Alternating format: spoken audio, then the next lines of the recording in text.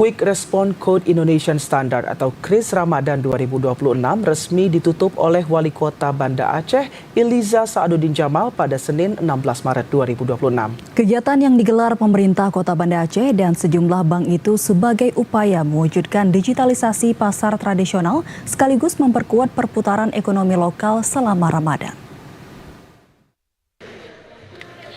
Pekan Quick Response Code Indonesian Standard atau KRIS Ramadan menjadi langkah nyata mendorong digitalisasi pasar tradisional sekaligus memperkuat perputaran ekonomi lokal selama bulan suci Ramadan. Hal tersebut juga disampaikan oleh Wali Kota Banda Aceh, Iliza Saaduddin Jamal saat menutup kegiatan Pekan KRIS Ramadan 2026 di Pasar Aceh, Banda Aceh, Senin 16 Maret 2026.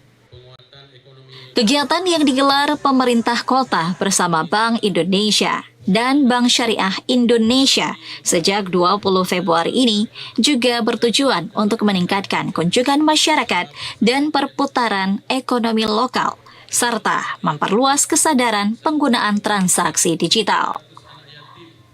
Menurutnya, UMKM merupakan tulang punggung perekonomian Kota Banda Aceh, membuka lapangan kerja, serta menjaga ketahanan ekonomi masyarakat.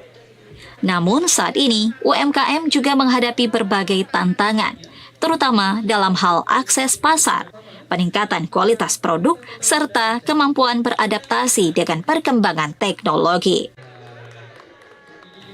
Oleh sebab itu, dibutuhkan transformasi digital untuk memanfaatkan teknologi dan sistem pembayaran modern dalam dunia usaha. Melalui kegiatan Pekan KRIS Ramadan ini, pihaknya juga ingin memperkenalkan sekaligus memperluas penggunaan transaksi digital di kalangan pedagang pasar, pelaku UMKM maupun masyarakat. Selama 22 hari Pekan KRIS Ramadan kita langsungkan, perputaran uang ini mencapai 10 miliar rupiah. Jadi tentu punya dampak yang luar biasa, apalagi juga dirangkai dengan kegiatan belanja para yatim yang hampir mencapai 2.000 anak yang berbelanja di Pasar Aceh ini. Jadi harapannya selain kita masa transisi dari konvensional ke menggunakan berbelanja dengan elektronik, yaitu pakai KRIS, nggak usah susah-susah lagi, pakai alat yang ribet, hanya pakai barcode saja, para pedagang sudah bisa, masyarakat konsumen juga langsung bisa transaksi dengan mudah.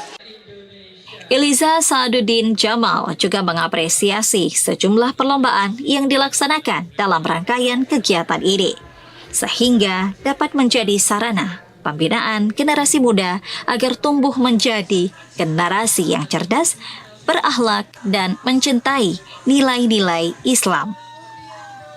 Dari Banda Aceh, Teguh Ferry, TVRI Aceh melaporkan.